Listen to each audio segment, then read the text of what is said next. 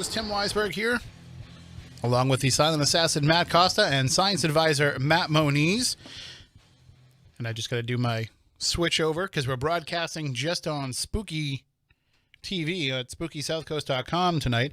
We are not on WBSM's airwaves because the Red Sox are broadcasting, and they're in Texas, which means they'll be broadcasting throughout the entire Spooky South Coast time slot tonight, which we can overcome. We can broadcast solely on the stream, but it's a shame for the WBSM listeners that they're going to miss out on tonight's show, because I think this is, I can already feel that this is going to be one of my favorite episodes that we do, because we've said in the past that part of doing this show means that we can use it to talk to our heroes a bit. Okay. And we've had the chance over the years to talk to people that we would have always wanted to talk to. And one of the things that I was interested in when I was younger, and I know you were as well, Moniz, was conspiracy theories, and especially conspiracy theories that have popped up around political assassinations. Did you take the course at UMass? I know you took courses at UMass. I took courses at UMass, but I did not take it with Melanson. But Yes. I knew him, and I spoke with him, and I actually got to see the Zapruder film when he was able to get the original copy. So that was, to me, that was the eye-opening experience, was when I was in college, you know, as somebody who had always been interested in strange and unusual topics. When other kids in 8th grade were coming into school the next morning talking to all their friends about what they had watched on the night before's episode of Full House or Home Improvement, or, you know, Roseanne. shows like that. Yeah, Roseanne. I guess, well, the more things change, the more they stay the same. Yeah. But I would be going into school and I'd be talking with my friend, especially my friend Vic, about what we watched on Unsolved Mysteries the night before. You know, I'll never forget the JFK assassination episode where they did the audio. They compared the audio from the motorcycle, police motorcycle CB recorder with some of the other audio from the Zapruder film and from other things, like from the news, the Dallas news station. Right. I was going to say the Zapruder film The didn't guy have that you see with the boom microphone. Yeah. He was the guy that was there from the radio station, and so they compare all that, and you know that kind of got me really into wait a minute, mainstream media is talking about these things that I've read in books that in magazines that, you know, the librarian always looked at me funny for checking out. So that made me realize that maybe there are some people that are paying attention to this that aren't just whack jobs like I was. And so then I go to college, and I don't think I've ever really talked about this much on the air, but when I went to college, I was studying English and writing communication, but my minor was in political science. And so there was in the course catalog a course that drew my attention more than anything else in the entire course catalog. Okay, well, maybe the art of rock and roll music. That one was probably maybe 1 and 1A when it comes to, you know, these are classes I got to take. And then I ended up dropping art of rock like 2 weeks into the course because it wasn't what I was expecting. Oh. But the name of the course was Political Assassinations in America. And it was taught by Dr. Philip Melanson. And taking that course changed my life because it kept me from just accepting the face value story. It kept me from just accepting what I was being presented and not doing my own digging and my own research. And it instilled in me to ask certain questions. So it really was something that I was able to take out of that course and kind of apply it to the rest of my everyday life. And I think it shaped me as a journalist. I think it shaped me as a talk show host. And I think it shaped me as a person. So in taking that course, Dr. Melanson was one of the foremost experts on the RFK assassination. Yes. And UMass Dartmouth, or for those of you who went to school SMU in the earlier years, yes, it was SMU, but UMD has the RFK archives in the library. So all of the papers, everything that's part of the collection of RFK is in the UMass Dartmouth library. So I said, going into this week, we thought we weren't going to have a show because there was an event. Things got moved around, and so the event got canceled. we're able to do a show, I say, we've never done a show on the RFK assassination. We did JFK. We've done multiple JFK shows. Yeah. We've even done some Martin Luther King shows, but we've never done an RFK show. And so it just worked out. We even did Lincoln. Yeah. We've done some of the more obscure ones too, but we've never talked about RFK. And it just so happens that it works out that this is the 50th anniversary coming up this week of the assassination of Robert F. Kennedy. So I said, this is fate. This is destiny. We have to do a show on it. So I reached out to the RFK collection because I know Dr. Melanson's no longer with us. And I also know that nobody took over the course when he passed. He had multiple, student teachers that had been involved with it, but nobody picked up the mantle. So I knew that there was nobody there on staff that was teaching that course, but I figured maybe there was somebody there that might have studied with him that would be considered, a pretty good authority on it. And so I reached out there because we always try to go local first if we can. And the archivist got back to me and she said, listen, I'm sorry, but I'm not well-versed enough in all of it to come on and talk. I don't think there's anybody left on the staff that could. She did give me a link and she gave me permission to include it in the show, but we're not going to be able to work it in, but maybe we can add it on as like a digital extra. They actually they're digitizing the RFK archives slowly but surely. And she sent me one particular link that's an hour-long conversation with Phil Melanson conducting some interviews. So maybe we can kind of add that in. She did give me permission to add it into the show. But there's just nobody really picking up that mantle. And so I said, okay, if I can't get somebody local, I'm going to go right for the top. And I'm going to try and get one of the biggest names that I can to come on and talk about this. And of course, you know who my go-to guy for any conspiracy was for years. And he's no longer and he's no longer with us. But the great Jim Mars would always be my first call. And I said, oh, man, we can't get Jim Mars. But I'm just thinking back, who else did we read in that course? Who else was part of the syllabus? Who else was part of the required reading for that course? And number 2, right behind Jim Mars, was our guest tonight, Dan Moldea. The book that he had written had just come out. I took this course in 97. His book came out in 95. But already it was on the list of books that we had to get from and that was like the only time I didn't mind going into to the library and having to drop hundreds of dollars on books, because generally you're spending hundreds of dollars on textbooks. Right. It's like, what am I ever going to do with this later on? But I had a nice little conspiracy and assassinations library that I still have to this day. These books are still in a safe place in a box in my basement where I have all my other, college papers and everything. So that was money well spent because those were books that were well read. So I said, let me just reach out to Dan and see if he's still doing interviews and if he'd still want. And sure enough, there's a story in the Boston Globe. 2 of Robert F. Kennedy's children want to have a new investigation open into his assassination. Dan Moldea is someone who has said there's no need for that because of the investigative work that he did in putting together his book. So we're going to have him on, and he'll talk with us a little bit about that coming up in just a bit. And throughout the course of the discussion, if anybody has any questions for us, 508-996-0500, 877-996-1420. The phone lines will be open throughout the show. We are going to try and cover as much of the theories and the discussions around the assassination of Robert F. Kennedy that we can. I understand there's a good possibility that we can only really scratch the surface in a 90-minute interview with Dan Moldea, but we're going to try and do the best that we can to cover as many of the bases. Because I'm somebody who, like you, Moniz, I can't get enough of the JFK assassination. I can't get enough of pulling back the layers, and you develop pet theories over the years, but sometimes those pet theories change. Yep. Depending on what else you find. And sometimes what you find is what you thought happened turned out to be wrong. Right.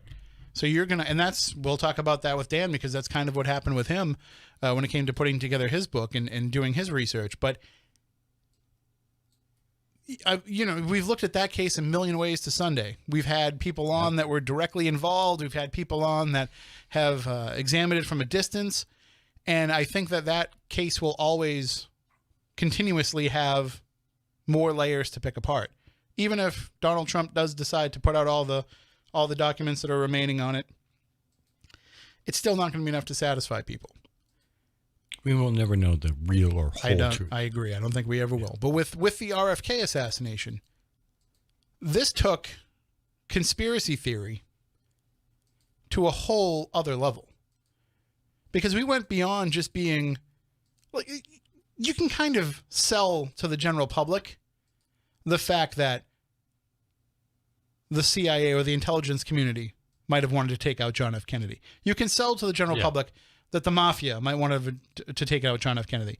You could sell to the general public the Russians or the Cubans or any of all of those theories are plausible.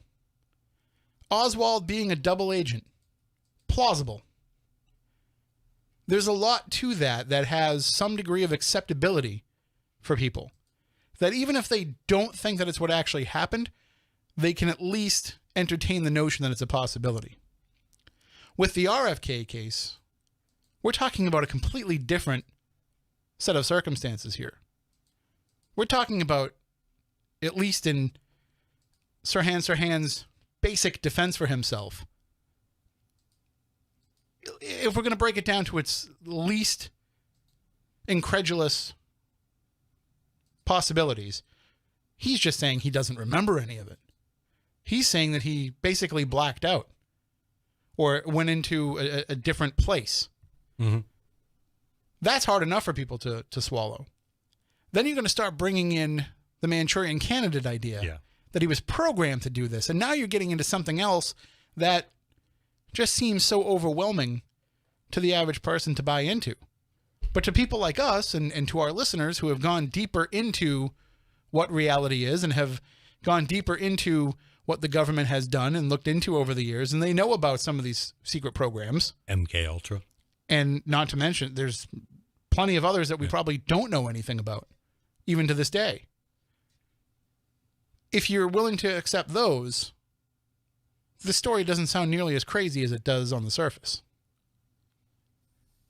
There's an entire... There's a whole new subset of things that you have to learn to be able to look at the RFK case with a completely open mind.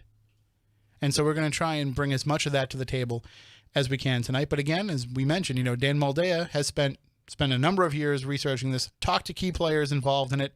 To this day is still talking to key people that are involved in it. Yep. So we're armchair quarterbacking this investigation when he's actually done it. So he's going to join us to talk about that. And you can check out his website throughout the course of the night, moldea.com, moldea.com, and you will find tons of information on there. You can, obviously, we highly recommend that you go out and you get the book. You want to go out and get The Killing of Robert F. Kennedy? But you can, I'm sorry, Matt, I'm going to keep moving around. I apologize. But you can just go to his website and pull up a whole bunch of information that it should be called rabbithole.com. Because when you go to the site, you're dropping yourself into this world and you will spend hours. So this morning, the internet was down at my house. It went down last night. Still don't know what happened, really. Comcast gave me a story that an Eversource line had fallen onto a Comcast line, and I don't know why that allowed me to have slow internet, but not wireless internet, all kinds of weird things going on. It was the Russians hacking your router. Well, that was a thing this week, but I did reboot my router when, just to be safe, because I reboot my router all the time anyway. And then I'm thinking to myself, I'm not one of these, looking out my window for black helicopters kind of guys. Why are you looking at me? Well, because you warned us years ago when we started doing this show that stuff was going to happen. And I said, no, there's no way, because we're small time and, we're just obviously we associate with you, who is already on the radar, but I was like, nobody's ever going to put me on their watch list. But if ever I thought that I might have been on one, last night was it, because I'm sitting at my computer trying to research the RFK assassination, and my computer goes dead. My internet goes dead. And I can't access any of the things that I'm trying to access. So I go onto my phone, and I'm trying to get as much of the information as I can on my phone. And as I'm doing that, I'm getting booted off my phone internet. Now I can go to other websites, no problem. Okay. And you're talking to your phone's network, not to your router, Right. Not wireless type of thing. In the interest of full disclosure, my phone gets terrible signal at home without the Wi-Fi. True. But still, it just seemed weird that as I was going to, even if I went to Facebook, it would take a while to load up, but it would load up. If I went to check my email, it would work. If I went to, I was popping on the BellGab site, that would work fine. But I would try to look up this RFK stuff, whether I was reading just the simple Boston Globe story that came out the other day, or if I was going to Dan Moldea's site, I would just get booted off. So it was making me a little paranoid. So we are broadcasting on the internet talking about this stuff tonight, so who knows what could happen tonight? Who knows who's listening? And I hate to be that guy, because I feel like that's so phony and self-aggrandizing when, paranormal talk show hosts or fringe talk show hosts who come on and talk about conspiracies and things like that, when they start saying, they're watching, they're listening, they're going to keep us from talking about things that they don't want us to talk about. I think that that's just hollow, and it plays on people's paranoia, and I think that it's just cheap. But in this case, I am a little kind of worried. I don't know what'll happen when I go home tonight, if there'll be a dark sedan parked down the street watching me as I go in. I don't know, but I'm willing to take that risk, because I do want to get into some of this stuff with Dan Moldea tonight, and as I'm thinking about, and we've talked about this in the past, that we can go years without looking at a case. And I've gone years without looking at the RFK case, because we were so focused on JFK all the time and MLK, that it's been quite a while since I really looked into this. But as soon as I start reading about it, it all comes flooding back. And maybe I'm programmed for this stuff. Maybe I've been, taken into some secret program and have this all installed in my brain, because it just comes flooding all right back.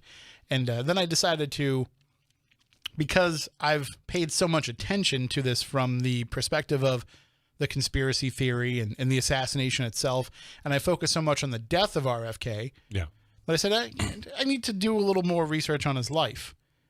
And I'd been watching the Kennedys documentary series that was on CNN, and I said, let's see if I can get something a little better. So I go on Netflix, and they have a series called Bobby Kennedy for President. 4-part series, 4 hours, and I just watched the whole thing once my internet started working. And I watched the whole thing, start to finish, and got a better appreciation for who he was as a person. I mean, I always admired and respected him as a person, but to get a more intimate portrait into his life and to see how much his murder affected everybody around him and made a lasting legacy. John Lewis would not have run for Congress had it not been, that Bobby Kennedy had inspired him. So I feel like, I feel like I can enter into tonight's discussion with far more reverence than I would have had I not spent that time today. Because generally I would have been all about the conspiracy, all about the theories, and not about the man. So tonight we're going to try and be reflective of the man as well. And I know that here on WBSM, that will probably take part in the daily discussions on Monday and Tuesday as we observe the 50th anniversary of his assassination. But I feel like tonight is our chance to kind of do that as well. So if anybody wants to call in throughout the course of the show and have some RFK memories, we can do that as well. Again, 508-996-0500, 877-996-1420 are the numbers to call in throughout the course of the night.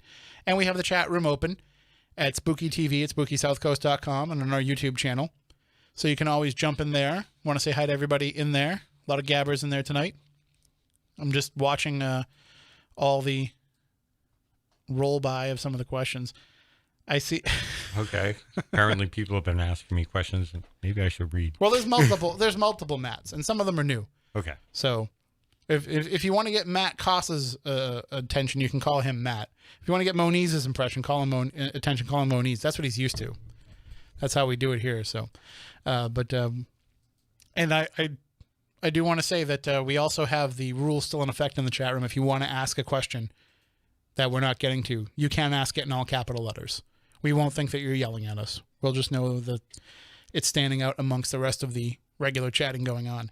And if you want to get in touch with us via Twitter, you can do that as well, at SpookySC, or use the hashtag SpookyLive. We can read your questions that way as well. Just try not to make any statements on Twitter that will get our show canceled. That seems to be the trend this week. So let's not fall down that road ourselves. And also, you can email us, spookycrew@SpookySouthCoast.com. Those are the different ways to get in touch with us throughout the course of the night. But again, as I always say, the best way is the old-fashioned way. We want to hear your voice. 508-996-0500, 877-996-1420. And we'll be joined in just a few moments by Dan Moldea. But Moniz, I do want to ask you something. A few weeks ago, we'd had on Cliff Barrickman to talk about finding Bigfoot. Yep. And as we found out, the episode that aired last week was the series finale. Yeah. So the series is done, but it seems like from what I've seen from Cliff and some of the other guys posting on social media, just because the show is over on Animal Planet, it seems like there's some more stuff going on in the works here. Correct. I was talking to some people, and it is not, completely done. Like I said, there's going to be a possibility that it's going to move to a different location on the dial, so to speak. Well, we talked about that a bit last week too, that with the merging of some networks, there will be some more opportunities for other shows that had to draw on a certain audience, certain number to be on a certain network, to be considered viable for that network, that now they're going to have the chance to maybe have extended life on smaller networks where there isn't such a pressure to bring in such high numbers. So I think that would be a perfect fit going forward. But you'll keep us up to date with anything that you hear about that, I'm sure, and we'll see where it goes. Because I saw, when they announced that it was the series finale, I saw a lot of people on social media saying, like, wait, this is actually one of the few shows that was still entertaining to us. This is one of the few shows where we could watch it and not feel like we were being talked down to, or that it was being intentionally cheesed up for entertainment value. So I think if that audience is there and it's that passionate, they can find a way to keep it going one way or another. No other secrets that you're going to spill on it? Nothing's set in stone, and I don't want to try and throw a monkey wrench into things. I just want to know, is there a chance for you to be a guest star as the actual creature? That's always a possibility. All right. Okay. Because, we are going to get Bob Gimlin on at some point. You just let me know when I can get him. The sooner the better. It's okay. But when we have him on, I do want to let him know that there's a distinct possibility that he's actually being interviewed by the direct descendants. One of the direct descendants of what he caught on film. Gee, thanks.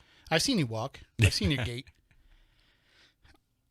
And if any of you have never seen Moniz in action, check out some of our YouTube videos, because you'll see what I mean. I'll never forget the time that we went into the woods to check out the cicada infestation in Forestdale. Yep. Outside Otis Air Force Base. And I was like, if ever I was going to be in the woods with a creature, this would be the one, because none of the other creatures are going to mess with me. It's like when Bigfoot comes around and everything else in the forest goes silent. That's what it's like. Moniz shows up, all the cicadas stop buzzing. It's like it wasn't inaccurate. they're like, it's like, oh, our king is here, so we can take this call real fast, I think, before we get into it with Dan Moldea. Good evening. You're on Spooky South Coast. How are you? Hold on, I got to press some buttons here. All right, are you with us now? Yeah, I'm here. Can you hear me? Yep. We're going to boost you up a little bit more. Yeah, my name's Michael. I go by Liberace on Belgap. How you doing, buddy? Hello, Liberace. How you doing? I'm all right. I like your, I don't know, your approach to doing radio. You sound pretty good. Thank you. Thank you. So you guys are talking about the RFK assassination tonight, I Yes. guess. And I don't know how much of that you've covered thus far. But it's my understanding that the whole conspiracy discussion as it relates to that subject comes down to whether or not RFK was shot from behind. Right. In terms of what killed him or not, Sirhan was supposedly standing in front of him, and the, I guess, autopsy itself says that the bullets that killed him came from behind. Is that correct? Well, the according to the witnesses, the Sirhan was about a foot to 3 feet away from him, standing in front of him, and the fatal shots appear to have come from behind at very close range. So Dan Moldea will get into a little bit with us with his research and what he's found, but not to speak to him, but speak for him. But basically, he's saying that the way that RFK would have reacted to somebody being in front of him with a gun would have caused him to bend and turn and cause the shots to hit where they hit.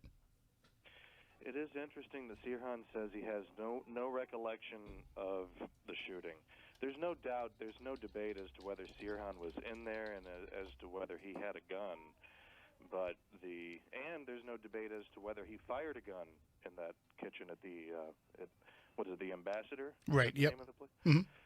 Yeah, there's no question about that. But it is really odd that Sirhan doesn't remember such a seminal moment in his life, something that he has been in prison for what? How many years? 45? Almost 50. 50. Like that? Yeah. It'll be 49, I think, in the fall. I have the flu, so my on-the-fly math skills kind of suck at the moment. I'm sorry. Hey, when I'm in full health, mine are terrible, so I'm not going to fault you.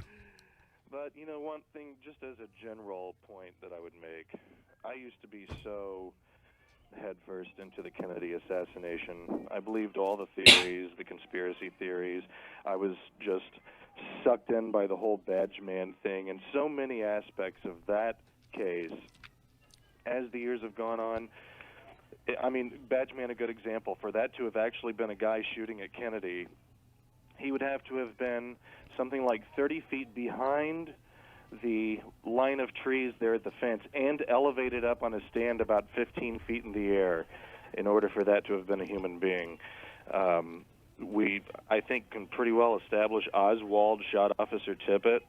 There are just so many. We know he had a gun. We know he had a rifle. There's just on and on. The magic bullet, the idea that this bullet had to turn in the middle of the air, it turned out not to be the case. Connolly was on a jump seat. He was inset by half a foot, and he was lower than Kennedy. And when you know that, the trajectories perfectly line out. It's just a straight, perfect line.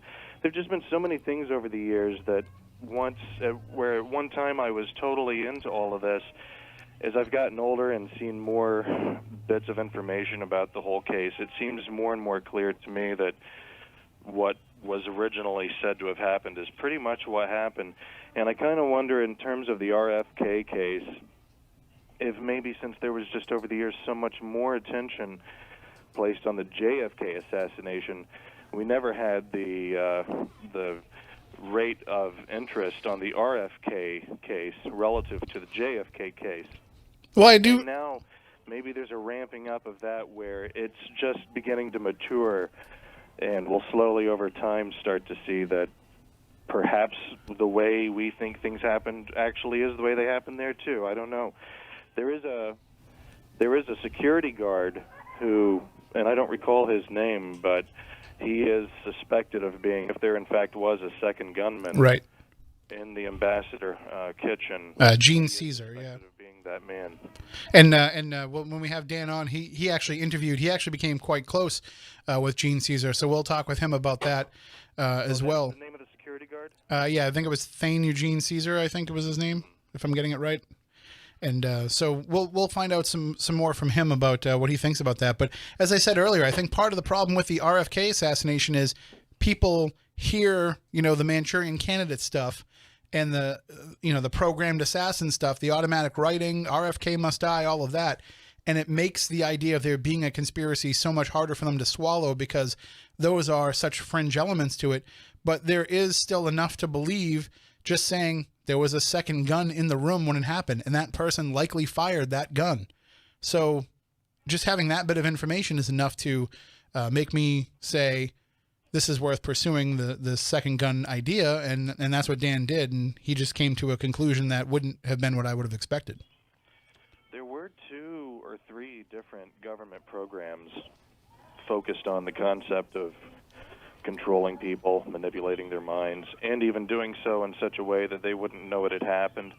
And I think that's one of the ideas in the RFK assassination, is that Sirhan was an asset in one of these programs, and that there was a woman wearing a particular style of dress that numerous witnesses saw seated on some sort of a tray apparatus of some kind, and she blurted out some line just before the shooting that it's my understanding some people thought was odd. Right. In retrospect, it's been theorized that was like the trigger phrase to trigger Sirhan to begin to engage. But my God, the mechanics of arranging all of that, having Kennedy in the right place at the right time, Sirhan at the right place, her at the right place, everything working out just so perfectly. To manage all of that, I can't imagine. I mean, it doesn't make a lot of sense. But I think if we're going to talk about conspiracies between the JFK and the RFK case, I do think it's more likely in the RFK case that what actually happened isn't what we've been told happened. Fair enough. Between the 2 cases. Anyway, you guys, have a good night. Well, thank you very much for the call. Bye. Have a good one. And like I said, we're gonna get into a lot of that stuff with Dan Moldea, and it's gonna be hard for me because a lot of his work goes against what I thought when I was, because I went into this having read Dr. Melanson's book on the case. I went into this having learned what I learned in the course, in the class, and then I went back and I went back and read his book, Dan Moldea's book, and said I'd already kind of made up my mind about things. Mm-hmm. And to know that that's kind of the same approach that he went through as well, it makes me think, okay, if it changed his mind and he's that close to it, then I have to let it change my mind as well. And let's see if we can take another call here. Good evening. You're on Spooky South Coast. Hey, guys. What's up? Long-time listener here. Hello. Thanks for calling in. I'm just curious.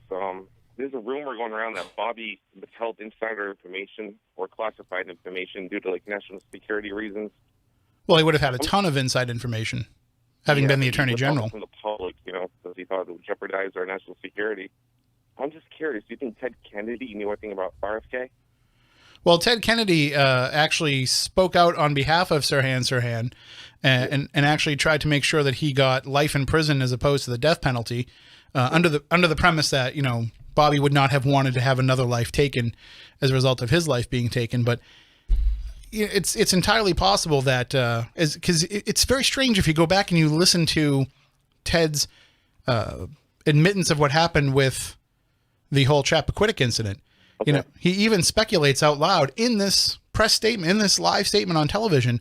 I kind of have to wonder if there isn't a curse over my family.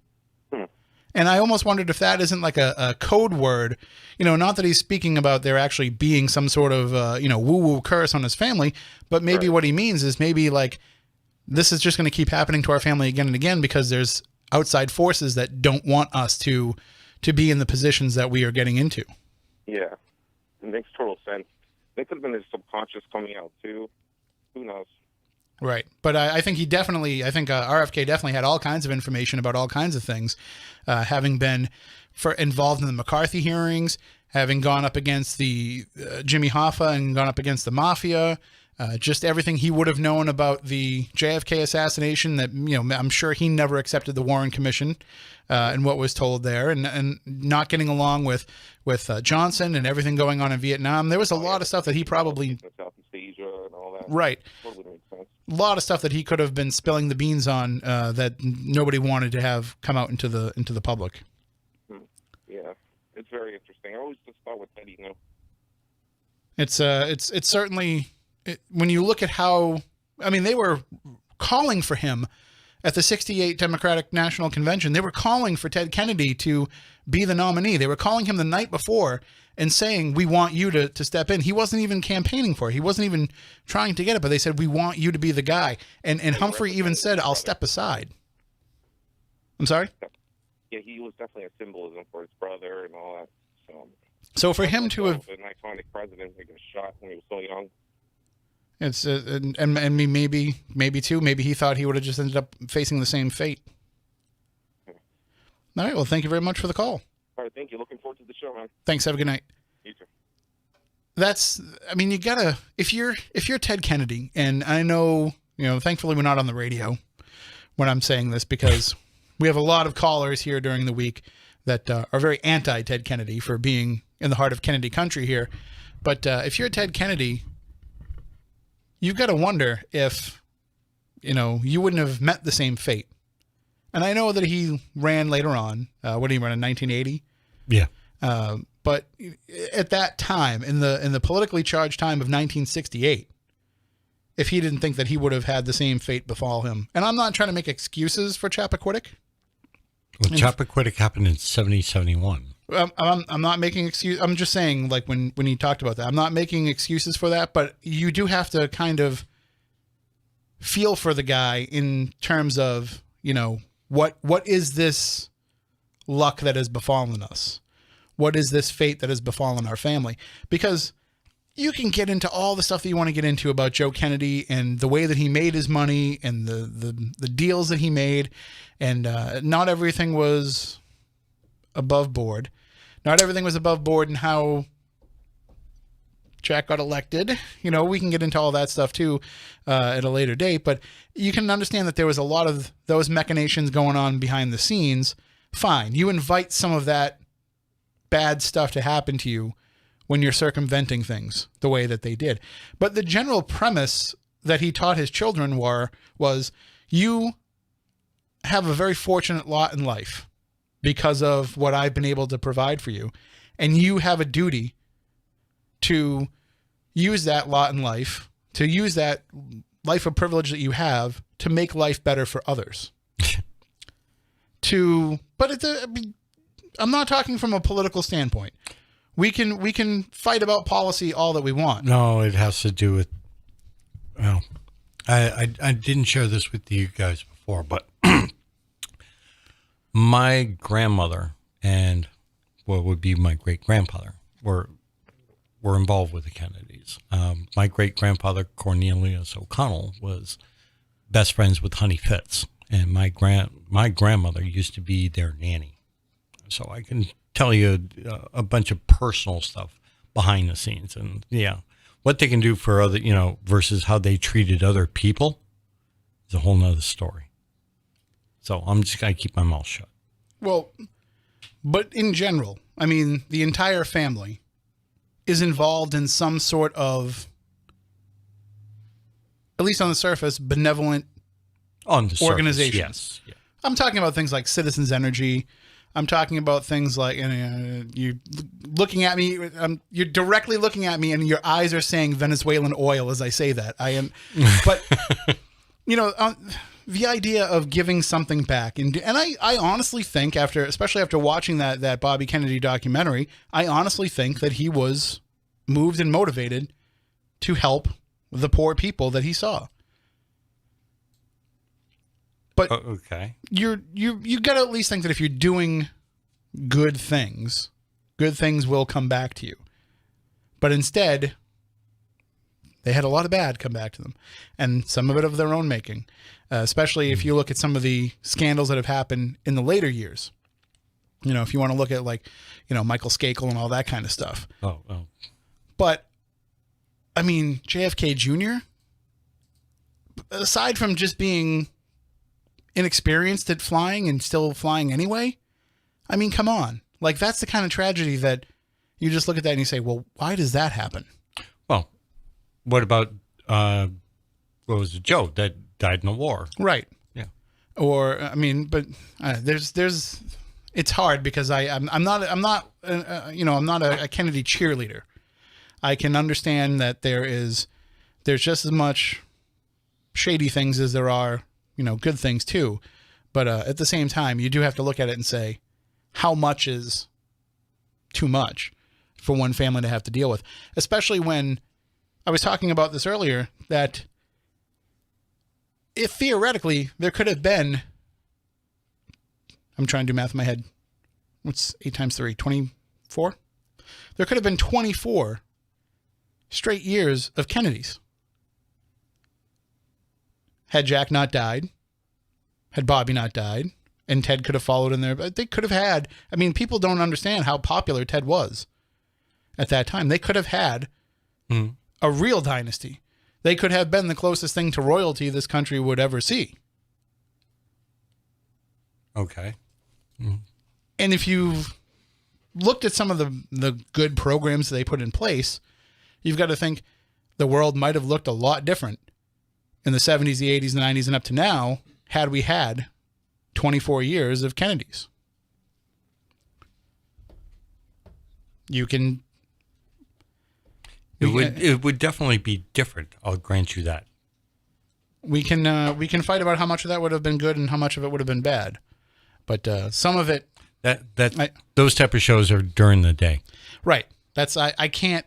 That's the thing. I can't, in my role here at the station, I can't get political. So I try not to anyway. I prefer not to. When I was hosting a Saturday morning show, when I was doing a general talk show Saturday mornings, that was a time when I could have gotten political, and for the most part, I kept it down the middle. But there was also I'm just going to forward this to Matt so we can try and see if we can get Dan on the phone, because I know he's traveling, but we can get an idea of his ETA. But even when I could get political, I let the audience do it, and I kind of just moderated in between. You mean refereed? Pretty much. That's what it comes down to when you get into political discussions. It's not moderation; it's refereeing. I think you got the information there, Matt. Just let me know if you need it again. If you want to try and reach out to him and get an idea. Oh, no, here we go. We've got the VIP line ringing. All right, I think we do have our guest on the line, although he's hearing the Red Sox right now and probably getting really confused because I didn't tell him that would be the case. But we'll bring him on right now. Our guest for this evening, a specialist on organized crime and political corruption investigation since 1974, best-selling author and independent investigative journalist Dan Moldea has published 9 nonfiction books: The Hoffa Wars, Teamsters, Rebels, Politicians, and the Mob; The Hunting of Cain, a true story of money, greed, and fratricide; Dark Victory, Ronald Reagan, MCA, and the Mob; Interference, How Organized Crime Influences Professional Football; and, of course, the book we'll be talking about tonight, The Killing of Robert F. Kennedy, an investigation of motive, means, and opportunity. And he's also focused on things such as the OJ trial and so many more things. And certainly we could have an entire month's worth of shows with our guest tonight. But tonight we're going to be focusing on the RFK assassination as we approach the 50th anniversary. Dan Moldea joining us. Good evening, Dan. Are you with us? I am with you. How are you? Thanks for the invitation. Oh, we are very well. Thank you for joining us. And I mentioned at the beginning of the show that we've been doing the show for a long time, and from time to time we try to use this format to talk to the people who influenced us. It influenced our own outlook on the world, and certainly you are one of those people with the work that you have done. So thank you for joining us. It is our honor. My pleasure. Thank you. Now, kick my ass here with your questions. Go for it. We're talking about the Bob Kennedy case. You guys going to softball me here or what? What are you going to do? No, we're not going to softball anything tonight, because As I mentioned at the beginning of the show, and I think I mentioned to you in the email, Dan, we've never really covered this case in depth in all the years that we've done this show. And there's so many different things to talk about and so many different ways to come at it. But I just want to come at it from a way that kind of both of us got involved in interest in this case. And that was through our mutual acquaintance, Phil Melanson. That's right. Phil was the first person. He and his associate, Greg Stone, came to me back in 1985. And they were looking for an investigative journalist to come into this case and to do a story that would try to provoke the city of Los Angeles to release the secret RFK file out of the LAPD. And so I put that story together. And while I was a cover story of Regardi's magazine, a magazine here in Washington D.C., and I got great support from the Washington Post and from the Los Angeles Times. And while the magazine was still on the newsstand, the city of Los Angeles ordered the LAPD to release its files, and they did. They sent their files to the state archives in Sacramento, where they were archived, and they were available for public inspection, I'm proud to say, in 1988. And everything that has come out about this case since then came out as a result of that file dump onto the state archives, which resulted from the story I had written in 1987. And in putting that together and doing the research into that, and probably already beforehand, because, having seen what went on with the original investigation, the original trial, all of that stuff, you probably went into this with some idea of what you thought had happened. I did. I was listening to Greg and to Phil, and both of them believed that there were two guns fired at the crime scene. And they believed that a security guard at the scene, a guy with a gun in his hand and powder burns on his face, a gentleman by the name of Thane Eugene Caesar, had been the actual killer of Senator Kennedy. And so that was kind of where I started my investigation. Is there were a bunch of discrepancies in the evidence. The LAPD had sort of mishandled some of the evidence. They had obstructed independent attempts to review the critical issues of the case, and they had destroyed a lot of material evidence as well. And so I had to go in there with the job to deal with this evidence. For instance, there was an FBI report that came out associated with their own crime scene investigation a day or so after the shooting at the Ambassador Hotel on June 5th, 1968, almost 50 years ago to the day. And as they were in the report, they had 4 holes which were circled, and these holes were not alleged by the FBI, but claimed by the FBI to have been bullet holes. Door frame. Now, Sirhan had an 8-shot, 22 caliber Iver Johnson revolver, and he had hit Kennedy 3 times, and there were 5 other shooting victims in the room. Kennedy was the only one who was killed. The kill shot for him was the shot that hit him at contact range behind the right ear. He would have survived the other 2. The Iver Johnson 22 that Sirhan was holding was a pop gun. It was a Saturday Night Special. It was you had to get really close in order for it to get the wallop that you wanted to. And again, because he got right behind Kennedy's ear, that was the kill shot. The senator lived for another day. He died on June 6th at 1:44 a.m. But back to the bullet holes. The FBI had said these are not alleged bullet holes or reported bullet holes. They said these are bullet holes. That's what they said in their report. Now, when you got Kennedy getting hit 3 times, you got 5 other victims, and they pull one bullet out of each of them. Now, Sirhan's gun could only shoot 8 shots. Now, I'm not a ballistics expert or a firearms identification expert. I don't know a land from a groove, but I can tell you this, an 8-shot revolver can't fire more than 8 bullets. And we've got the FBI identifying 4 bullet holes in Sirhan's line of fire, in the walls and door frames in Sirhan's line of fire. And that was daunting. This isn't some conspiracy kook saying this. This is the Federal Bureau of Investigation saying extra bullets. And so that was daunting. And then there was the situation with there was when Sirhan was convicted in 1969, there was a retesting of his gun 6 years later, in 1975. The court appointed a firearms panel to retest. Now, they were able, when they're retesting, they were able to match 3 intact bullets that were pulled out of the victims, 1 from Kennedy and 2 from the other victims, and they were able to match these 3 bullets with each other, but they were not able to match it with Sirhan's gun. So that also caused the problem with the second gun. Also, there was the question of muzzle distance, because the autopsy, which nobody disputes, which was done by Thomas Noguchi, the famous Los Angeles County coroner, he had said, again, contact shots. The problem is that nobody had seen Sirhan's gun get that close. In fact, really, there weren't people who had seen Kennedy actually get shot.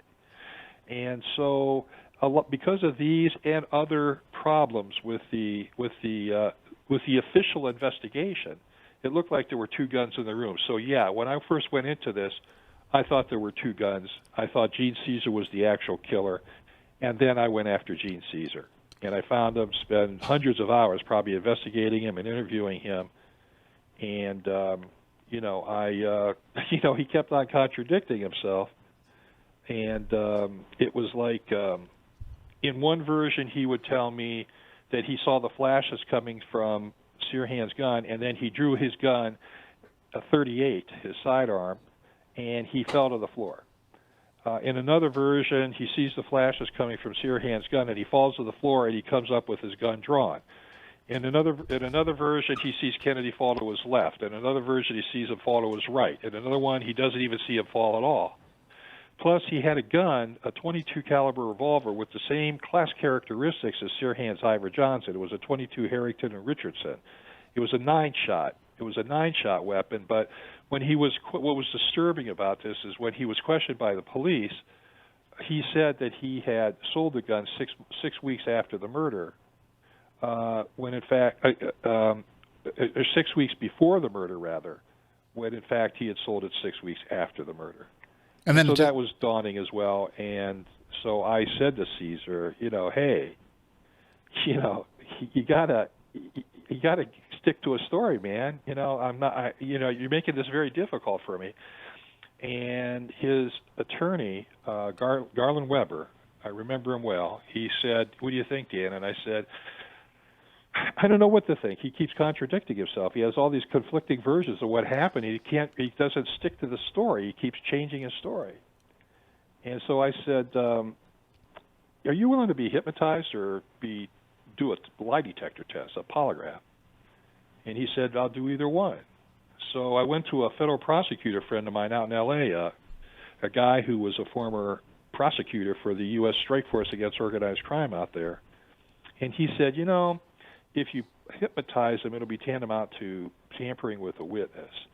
So why don't you polygraph him and see how he does? And so I found the best polygraph operator I could find, and his name was Edward Gelb. He was the president of the American Polygraph Association. He was a legend in this business, and he said to me, Dan, I can get one of my associates to do this for a few $100, and it would be quick and easy for you. But if I do it, it's going to cost you a lot of money. I said, listen, Mr. Gelb, you're the best. I want the best for this because if you do it, it'll be believed. Mm-hmm. So let's have you do it. Now, I'm sure you know that sitting down for a polygraph is not, you just sit down, you get wired up, and you answer, 5 control questions and 5 home run questions, and, you call it a day. You wait to see the results. It's a complicated process. It was like 2-3 hours of interviews with Caesar, where they asked some very complicated questions and drew out answers from him about what had happened that night so that he could get a read on this guy. That's part of the talent of the polygraph operator. And so Caesar took the polygraph test while his attorney and I were out at some greasy spoon out on Sunset Boulevard having breakfast. And we came back, and Caesar was sitting there comfortably with a smile on his face. And I said to Gelb, what's the deal? And he said, this man passed with flying colors. This man did not kill Robert Kennedy. I needed some. The reason why I'd done the polygraph test is because I needed some test or measurement to show how much time and money I was going to have to spend on this thing. You have to see, I've been a freelance writer for 44 years. I mean, it's always coming out of my pocket. Mm-hmm. And so I always just wanted to be Joe the boss of my own operation. And so I needed some test or measurement to see how much time and money I was going to spend on this guy. And I told Caesar before he went into the polygraph, I said, if you fail this polygraph test, I'm going to be on your ass day and night. I will spend every cent that I have. I will spend every waking moment going after you. And when he passed the polygraph test, it was not the end-all and be-all, but it gave me a pretty clear indication that this guy was most likely an innocent man wrongly accused. So I focused my attention then on going to Sirhan. So I wound up getting in to see Sirhan. I had 3 interviews with him, lasting about total of 14 hours. And at the end of those interviews, it became very clear to me that Sirhan had done it, and he had done it alone. He dismissed any pretense of a conspiracy. He dismissed any thought of him being mind-controlled, as so many of the conspiracy people are saying right now, that he was programmed to kill and programmed to forget about it, which is, of course, ridiculous. And they're talking about polka dot dress girls and tapes where they're showing 13 shots that occurred. Again, nonsense. When I published my 1995 book, The Killing of Robert F. Kennedy, it was the solution that I did not start with, because I started with there were 2 guns. But I was wrong when I said that, and I kept this case alive a lot longer than it should have been because of all this so-called new evidence that I was coming up with of additional bullets and everything else. What I had done was I had told my publisher, I had promised my publisher, W.W. Norton, for this book. They had given me $75,000 to write a conspiracy book. I had promised them a conspiracy, that Sirhan did not do it, that it was Caesar, there were 2 guns in the room, and that's what I thought. When I first got into it, when Phil, your friend Phil, my friend Phil Melanson, when he first came in, see, the reason why I was attracted to this was because I had written a book in 1978 called The Hoffa Wars, and it was about the rise and fall of Jimmy Hoffa. And in this book, I had alleged that Jimmy Hoffa, the president of the Teamsters Union, along with Carlos Marcello, a mafia guy, the mafia head from New Orleans, and Santo Trafficante, the boss of the Tampa, Florida mafia, had arranged and executed John Kennedy's murder in 1963. And I believe that the reason why John Kennedy was murdered was because of his brother, Bob Kennedy, the Attorney General's relentless assault on the mafia. I mean, when Bob Kennedy was head of the Senate Rackets Committee in 1957 and 1960, I mean, he was eating mafia guys for breakfast. And then when he became Attorney General, he started eating them for lunch and dinner, too. He was probably the greatest crime fighter ever. And so when Kennedy wound up dead, and I started looking at this in 1985, after being approached by Greg and Phil, I thought it was possible that Hoffa, Marcello, and Trafficante had put the contract out on him as well. Right, and I know. But in my conclusion that Sirhan did it and did it alone, it's, the mafia should have built a gigantic statue to this murderer, because he really stopped the comeback of Robert Kennedy, who was going to finish the job against the mafia. And I know with Bob Kennedy's death, in fact, the mafia just became supercharged once again. I know that. I bet you got a few questions in here. I'm just yammering on. No, I'm listening. I'm fascinated. But I know that Caesar, had some anti-Kennedy. He's very overtly anti-Kennedy. So, but did you see some connections between Trafficante and the mob and Caesar? Did you see any way that they would have been somehow related? I looked hard. I was a little concerned about. I was concerned about. I had been hearing a lot of rumors about. Caesar was a plumber. That was his trade. He has a high school diploma, and he has a couple years of junior college without an associate degree. But he became a plumber, and he was a contract plumber at Hughes Hughes Tool Company, I guess it was. And it was alleged that he had all these organized crime connections, and I just don't see it. I mean, that's my specialty is organized crime. And I just didn't see the connections to organized crime with him or with Sirhan. When I went and I talked to Sirhan, I wanted to see whether Sirhan had these connections. I mean, if he was studied to be a jockey, there was one particular guy who we had connected to organized crime, a guy named Frank Donamura, a.k.a. Henry Ramostella, who was kind of close to Sirhan. In fact, Sirhan had mentioned him in those weird notebooks that he had written. RFK must die, and he was talking about Frank Donamura owing him some money or something like that. And so that was suspicious. But even, once again, I mean, Sirhan said to me, he said, listen, if there was a conspiracy, it probably would have unraveled by now. And I said, then why don't you just admit it? Why don't you just admit that you did it? Because Sirhan's always thought that he was drunk that night. He's always said that he was drunk. He didn't remember anything. Mm-hmm. And I said, why don't you just admit it? He says, well, why should I admit it when there's people like you going out there and creating all of these exculpatory pillars for me to lean on? Why should I admit it when there's evidence out there that says that I didn't do the crime? And then that's when I sort of figured out this is his angle. As long as there's guys like me out there who are coming up with this so-called new evidence of a second gunman, why should he admit guilt? So the Sirhan that we're seeing in there was that final interview that we had was very, very hostile. I had gone up with his brother, Adele Sirhan, a very fine person, on all three interviews, and I said to him when we were driving up to Corcoran State Penitentiary, which is where he was, and I said to Adele, I said, really, I'm going to get in his face about this because I'd had a conversation. This is like my last interview with him was on June 5th, 1994, and the week before I was in Los Angeles for the American Booksellers Convention. I was on a symposium about a litigation I was involved in, and I was having lunch with my editor, Star Lawrence from W.W. Norton, and I had sent him 27 chapters of my book, which made it look like there was a conspiracy. And he said, I've read these 27 chapters. Fantastic, man. I'm absolutely convinced. 2 guns in the room, and Sirhan didn't do it, and Caesar did, and wow, man. And then I said, listen, Star. And he goes, what? And I said, listen, I've been talking to Sirhan. And he said, and what? And I said, he may have done it. And he may have done it alone. And he said, what? And I said, yeah. I said, I'm going to have a third interview with him this coming Sunday, June 5th, and which would have been, the 26th anniversary of the murder.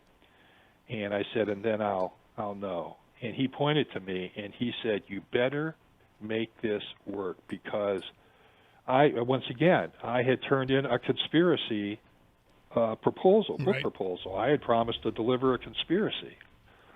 And so, and they had actually stapled it to my contract. I was afraid they were going to make me give back the $75,000 and everything else. But in the end, what I did was, and once again, after that third interview on June 5th, 1994, I was convinced that Sirhan did it alone, and that's the way I was going to write it. And so my publisher thought that I had vindicated my integrity. Let me toot my own horn a little bit. He thought I had vindicated my integrity, but he thought I was going to get slaughtered by the critics because of my 180 cave, which is probably what it was. And so I wrote the book like a Columbo. I don't know if you remember that old show, that Detective Columbo, where you knew in advance who did it, and the adventure was not so much in the destination, but during the trip to get there. The book sold miserably at the box office, but I got the greatest reviews of my life for that book. I got not one but 2 great reviews from the New York Times. The Newsweek gave me a great one. The Washington Post, that was a funny one. They had given me a review that was written by a very distinguished British historian who claimed that he was in the crowd a few feet from the senator. That's a direct quote. In the crowd a few feet from the senator when the shooting started, and this was to give himself the bona fides, I guess, to say that he could judge my work. And then after giving me this bad review, the very next day I got a call from a friend of mine who's in the FBI, and he said, geez, I saw that horrible review about your book in the Washington Post yesterday. And I said, I said, yeah, I was checking the records. This guy wasn't even among the 77 people who were listed by the LAPD as eyewitnesses even in the room, just being in the room. And he said, well, happy birthday. And I said, happy birthday? It's not my birthday. And he says, it's not. He said, well, turn on your fax machine. I'm going to send you some. So the guy sends me the interview, the official FBI interview with this guy, this distinguished British historian who claimed that he was right there a few feet from the senator when the shooting started. And it turned out he was outside in the parking lot. Wow. And according to his own interview with the FBI, and then I had found a book that he had written about 1968, political melodrama, I think it was called, where he was saying that he was nowhere near the crime scene at the time of the shooting. So he had given 3 different versions of where he was. So I had some fun with the Washington Post responding to that, but all my other reviews were pretty doggone good. And it was probably the best book I've written. It's not my favorite book, but it was certainly my best book, I think. Well, I do find it interesting, too, that, Sirhan gives you all this information and gives you kind of his guilt. Whereas even to this day, if you watch the probation hearings, the parole hearings, you watch those on YouTube or you see them on the news, he's still trying to perpetrate this theory that he probably wasn't involved, that he feels like, right. He wasn't part, and somehow he let that guard down for you. I mean, he did, and he was. Let me tell you, he was pissed off when he saw my book, when he saw what I had done, that I had turned around, because I even say in my book, I said, Sirhan gave me the look like, what's he going to do? I mean, he wasn't too concerned about it. Here I was getting into it with him, and I'm 6'4" and like 245 pounds. I mean, Sirhan is like 5'4", 5'5", and like 135. This guy, he got so mad at me, squared off on me in the prison visitation room. Wow. And he sat down and calmed down, because I think he kind of said to himself, "What's Moldea going to do? He's going to say, I'm guilty after all the evidence he's come up with, saying that I'm not." And that's why it was not rough for me to admit I was wrong, because I was clearly wrong. I mean, I had to go back and see why the evidence appeared as it did. For instance, the three bullets that were retested in 1975. This has been a mystery for years, and had brought a lot of second-gun conspiracy theorists into this, and it had certainly intrigued me. I certainly used it on my list. What was the reason? Why could these 3 slugs be matched with each other, but they couldn't be matched with Sirhan's gun? What had happened was I started interviewing cops. I had interviewed 114 cops who were part of the crime scene investigation, and so I said to these guys, I said, what'd you see that night? What'd you do? And when this when the 3 slugs who match each other but don't match Sirhan's gun came up, I went to the crime lab guys and I said, okay, what happened here? How come you couldn't make a match? And one of them pulled me off the side and says, well, listen, this is what happened. After Sirhan was convicted in 1969, we're professionals here. We're specialists. We take great pride in our work as firearms identification experts, as ballistic experts. And we like to keep souvenirs. And so they took Sirhan's gun, and they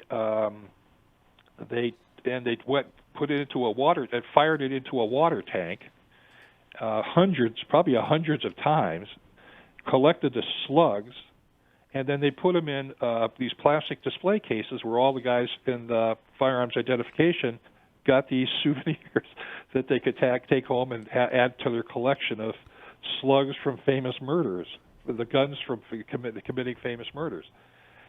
But when you shoot the hell out of a gun like that, it's going to change the lands and the grooves and the cannelures and everything else inside the muzzle of the gun. And thus, 6 years later, in 1975, when the court appointed this firearms a panel, they could match the 3 slugs with each other, but they could not match it with Sirhan's gun, because the gun had just been ravaged by these souvenir hunters in the LAPD crime lab. So that was an explanation that I came up with that. On the matter of the extra bullets, the circled holes, what had happened was Kennedy didn't want a police presence there because the Watts riots had just occurred, and he had no bodyguard there except for this one FBI agent named Bill Barry who was unarmed. There were hotel security guys there, like Caesar. There were I think a half a dozen guys, security guys, and they were basically there for crowd control. They worked for the hotel, and so because there was no police presence when the shooting occurred, no law enforcement agency was at the scene. But there was a contingent of sheriff's deputies who were at the IBM building close to the Ambassador Hotel guarding the ballots from the county election that night. And they ran over and they formed a wedge and they cleared out the crime scene, got everybody out of there because it was just, the people were just tearing it apart. They were screaming and grieving, and it was horrible in there. Again, 77 people in this very, very crowded pantry. And so no one had ever tried to figure out who had made these holes. I mean, who had circled the holes. So I got a magnifying glass, and I could see this scribbling. It was like up and down, up and down, up and down.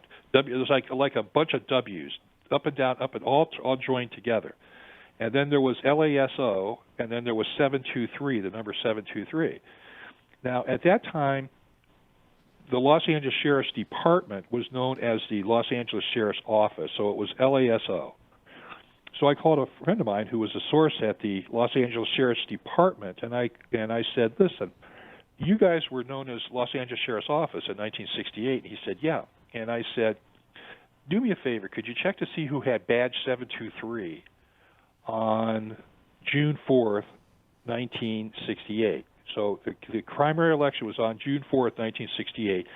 Senator Kennedy was shot at 12:15 a.m. on June 5th, 1968, and he had died at 1:44 a.m. on June 6th. This is all Pacific time. Anyway, my source came back, and he said badge 723 at that time was a gentleman by the name of Walter II. I said, spell it. He says, Walter T-E-W. And then you could picture him writing W-T-E-W, up and down, up and down, up and down, up and down, W-T-E-W. And so I said, where is he? I'd like to interview him. And he said, he's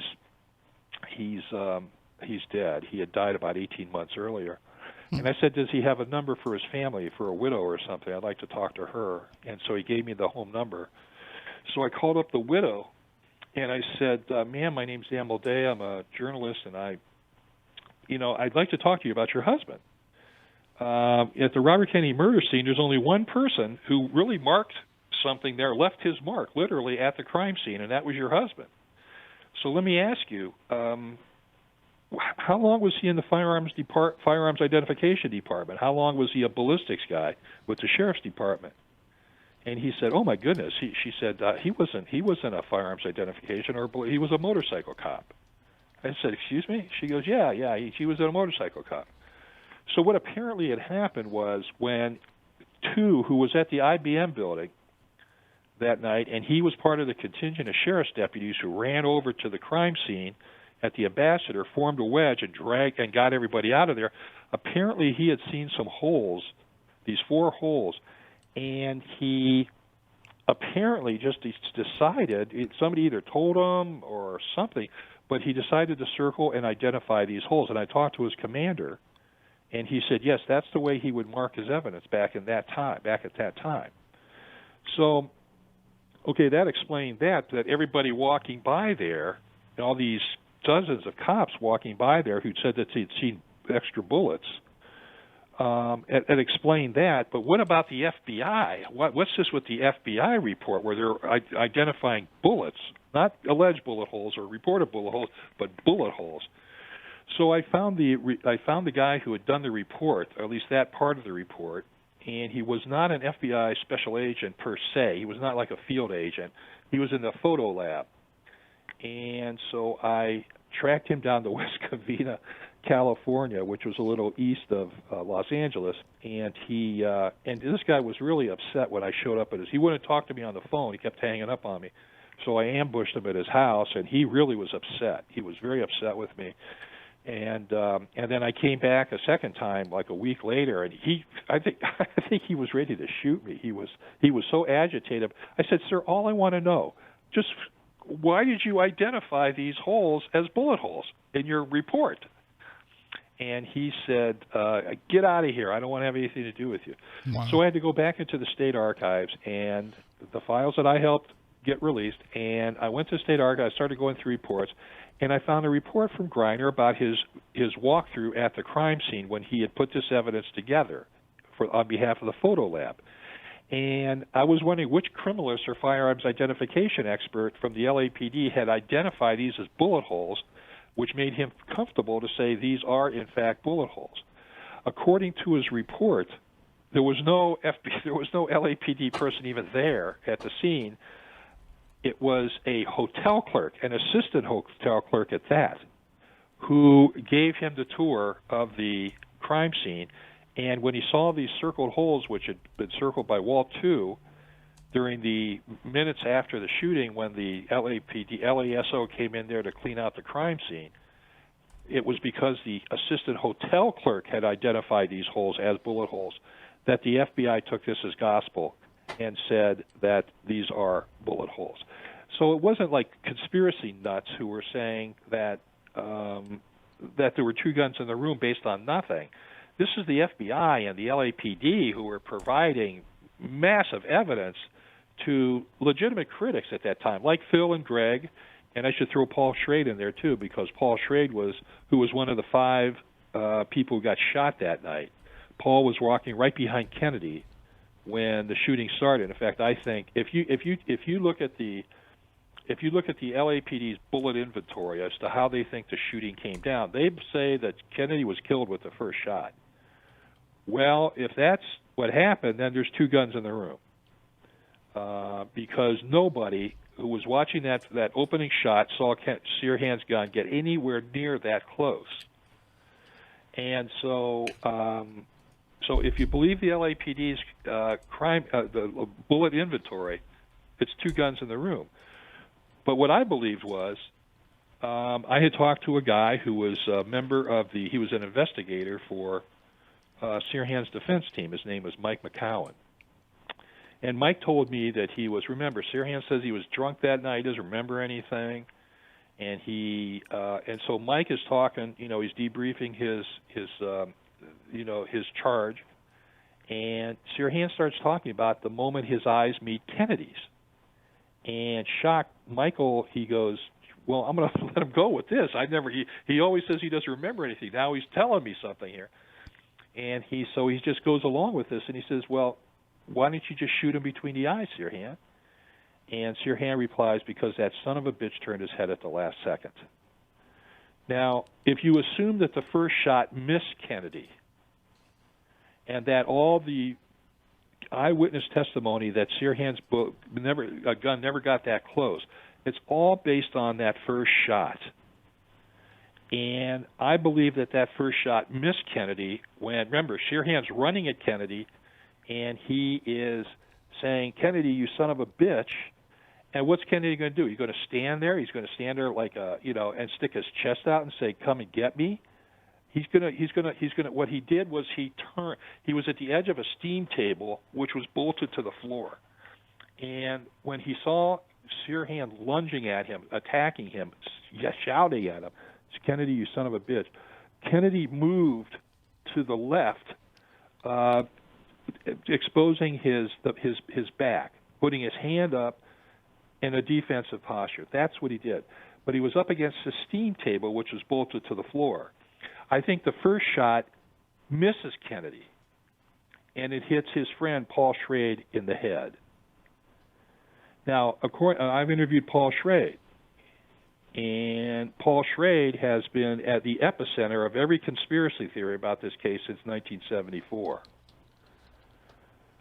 He is the one who's kept this case alive longer than anybody.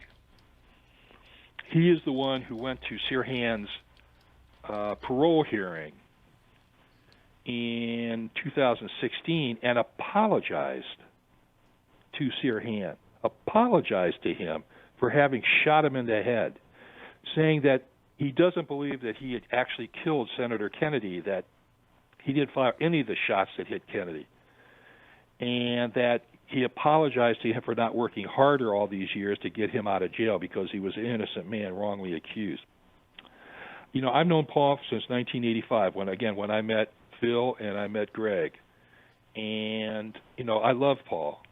Paul he's a hero to all of us. He's a beloved guy. He is an icon of that evening. He's a terrific guy. But I thought what he did with his apology to Sirhan was absolutely shameful. I lost so much respect for him as a result of doing that, that in my previous work, you will see that I say that Kennedy was somebody fell accidentally into Kennedy and bumped him into the steam table, which was bolted to the floor, and that he turned his back, which is where Sirhan caught him at point-blank range and was able to shoot him 3 times, including the kill shot between the right ear. But now I believe that after this shameful performance by Paul, God bless him, he's 93, he looks great and everything else, but he's 93. But I think that with this shameful apology, this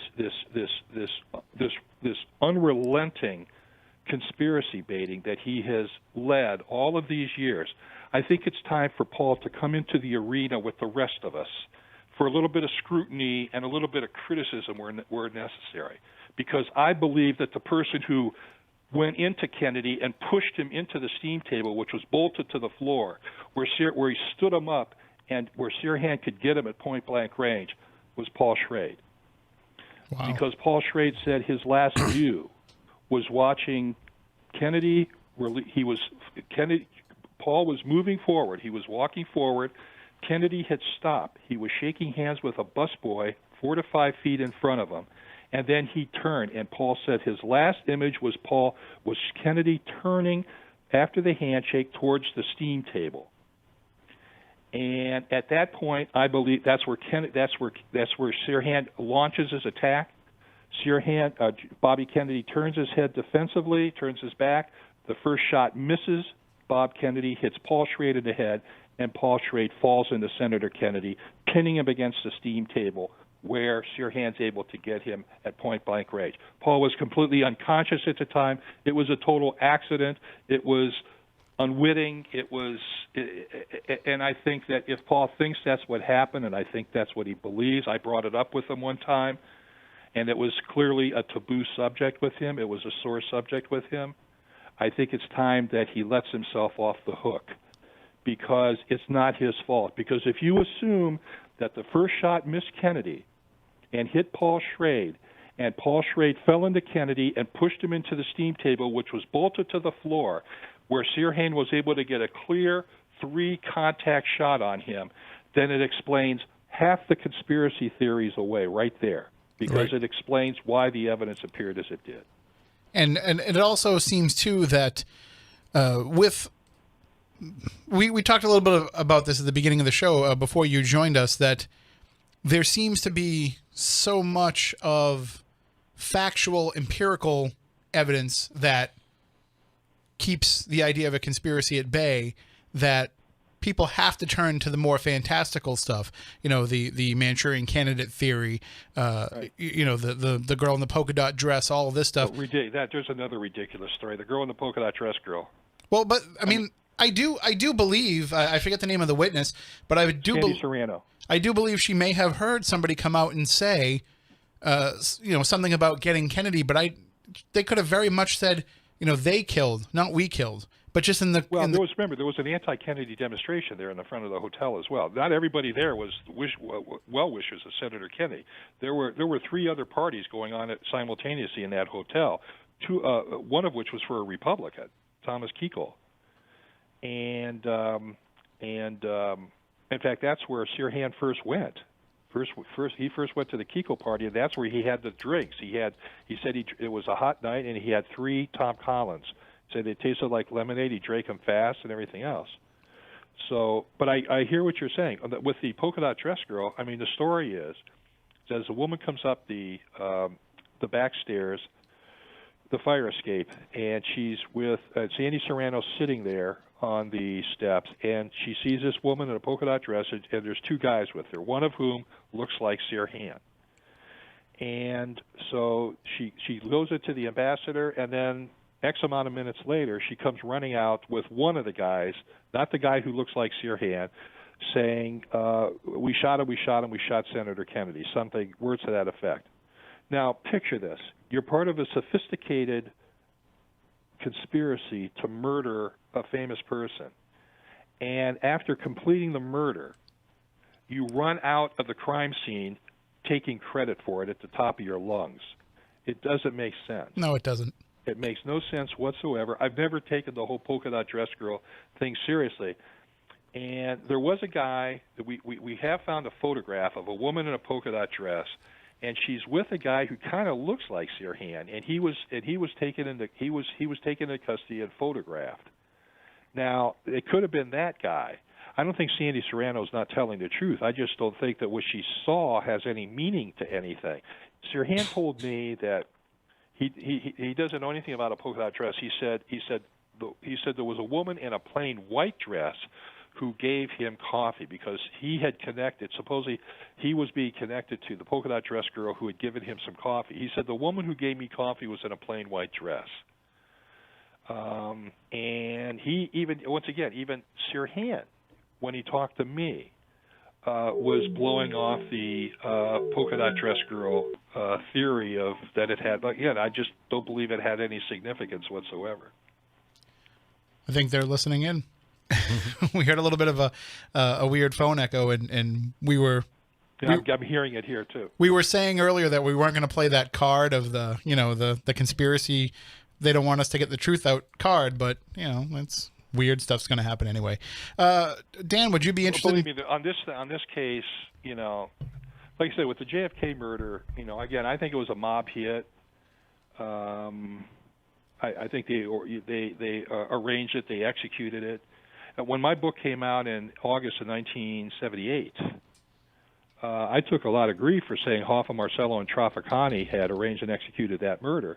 But then a year later, in July of 1979, the U.S. House Select Committee on Assassinations had done a year-long investigation of that murder, and they had concluded in their final report that Hoffa, Marcello, and Trafficani.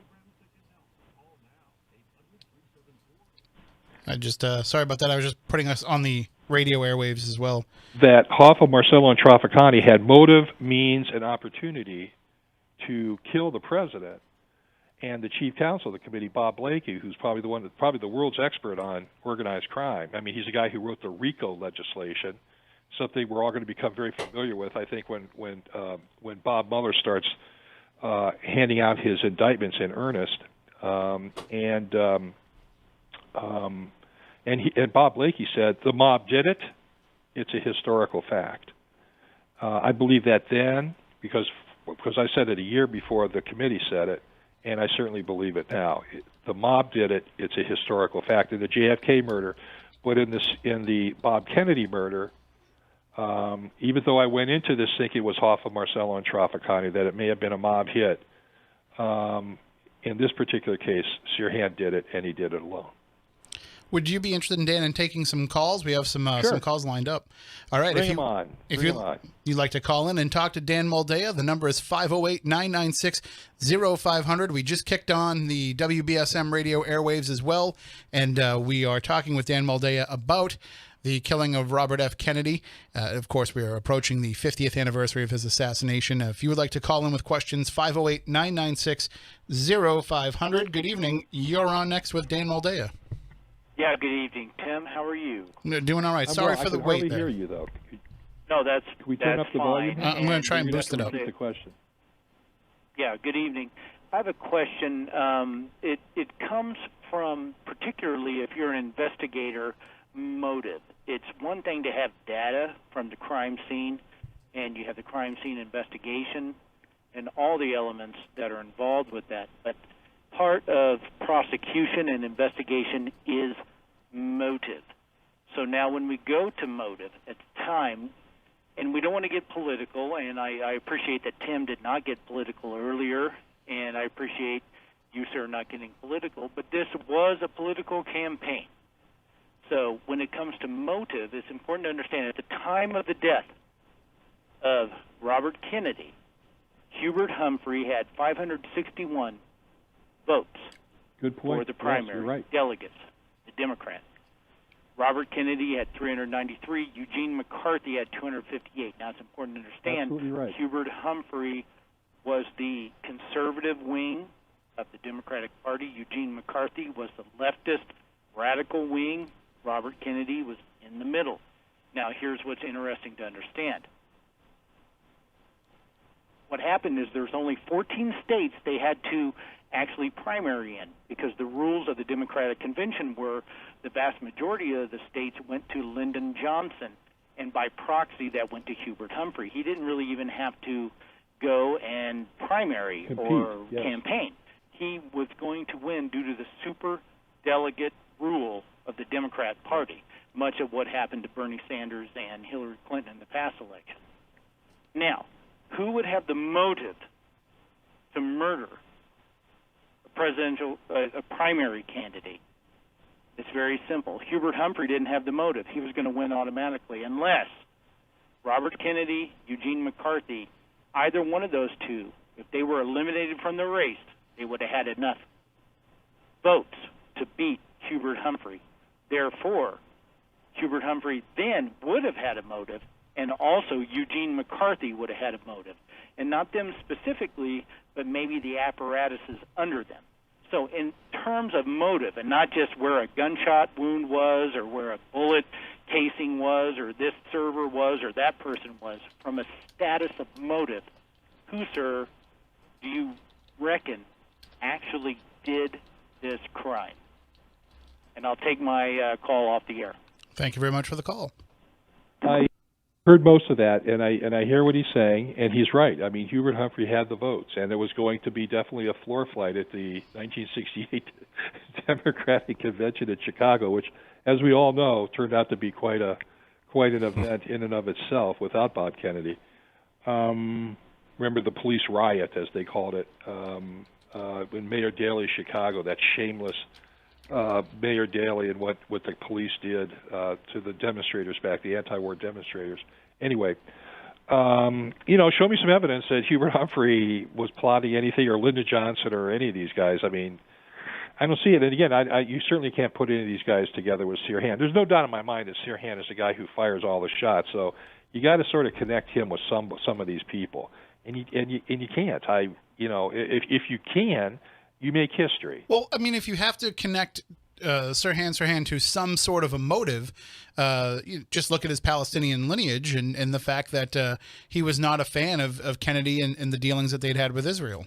Well, he really, that was out there, no doubt about it. And Kennedy that was not sui generis with Kennedy. I mean, he was not unique in that. I really believe that I think this had more to do with Sirhan personally. He's made statements. He told Bob Kaiser, he said, "I'm famous. It took me seconds to do what Bobby Kennedy took his entire life to do, and that was to get famous." Sirhan he was studied to be a jockey, and he had fallen off a horse, and he kept on falling off the horses. And it was difficult for him to get back on the horses, and he sort of got pegged as a guy who had no nerve, who had lost his nerve. And I think that a lot of this had to do with his determination. Remember, he was a kid at the time. He was 24 years old. I mean, with all due respect to 24-year-olds out there, when I was 24 years old, I didn't know anything. And how old was Lee Harvey Oswald when he supposedly gunned down President Kennedy? 24 years old. So he and Sirhan were the same age. And so, what goes through these guys' minds? As far as the JFK murder, I'm convinced that this was a conspiracy to whack the president by the mob. I can connect Oswald to the mob. Certainly I can connect Ruby to the mob. I did in my 1978 book. I made a big deal about it.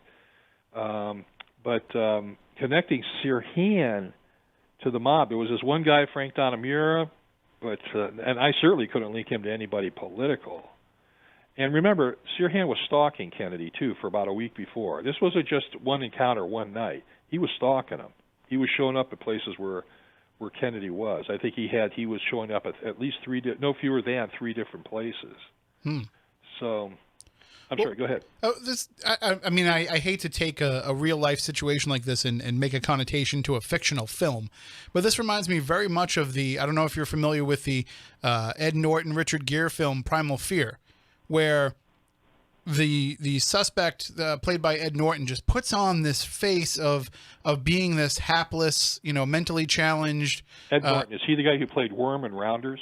I'm not sure. I didn't see Rounders. Okay. He was in Fight Club too, and he's been in a bunch of films. But basically, was he an American History X or something like that? He was a Nazi or something. He was.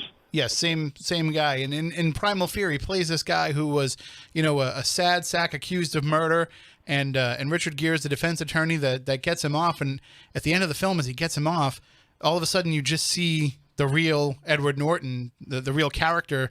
And he just basically says, you fell for it just like everybody else fell for it. And basically just saying I was pulling the scam on everybody to get away with murder. That sounds pretty good to me. That sounds like Sirhan to me. Yeah. That's what it sounds like from the way that you're describing it. And even to this day, he's still, as I mentioned earlier, still trying to talk about this. And he's got Robert Kennedy Jr.